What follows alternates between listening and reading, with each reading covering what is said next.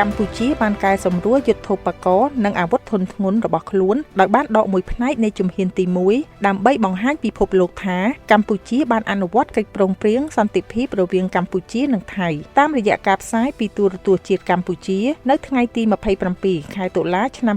2025នេះក្រុមអ្នកសង្កេតការណ៍អាស៊ាន AOT បានបន្តចុះត្រួតពិនិត្យសពាវុធរថពាសដែកដែលបានត្រឡប់មកកាន់បន្ទាយនៅក្នុងខេត្តសៀមរាបក្រោមការសម្របសម្រួលពីក្រសួងការពារជាតិនៃព្រះរាជាណាចក្រកម្ពុជាសពាវុធរថពាសដែកដែលបានយកចេញពីតំបន់ជម្លោះព្រំដែនកម្ពុជាថៃនៅចំណុចភូមិធម្មជាតិឃុំស្រអែមស្រុកជាំខ្សានខេត្តព្រះវិហារកាលពីថ្ងៃទី26ខែតុលាឆ្នាំ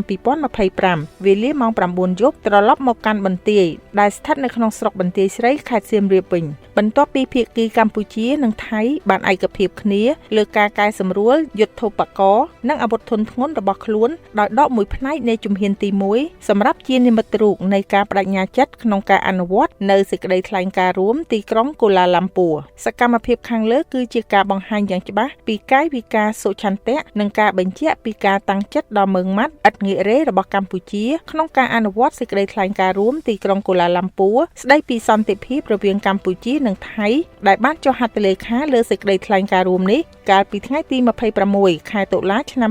2025រវាងសម្ដេចធិបតីហ៊ុនម៉ាណែតនាយករដ្ឋមន្ត្រីនៃព្រះរាជាណាចក្រកម្ពុជានិងនាយករដ្ឋមន្ត្រីថៃដោយមានឯកឧត្តមប្រធានាធិបតីសហរដ្ឋអាមេរិកដូណាល់ត្រាំនិងឯកឧត្តមនាយករដ្ឋមន្ត្រីម៉ាឡេស៊ីអាន់វ៉ាអ៊ីប្រាហ៊ីមធ្វើជាសាក្សីផងដែរជាមួយគ្នានេះដែរកម្ពុជាសង្ឃឹមយ៉ាងមុតមាំថាការបោះជំហានដ៏វិជ្ជមានមួយនេះនឹងចូលរួមចំណែកដល់កិច្ចខិតខំប្រឹងប្រែងរួមរបស់ប្រទេសទាំងពីរក្នុងការលើកកម្ពស់សន្តិភាពស្ថិរភាពនិងការវិលត្រឡប់ទៅរកប្រក្រតីភាពឡើងវិញក្នុងពេលដ៏ឆាប់ខាងមុខ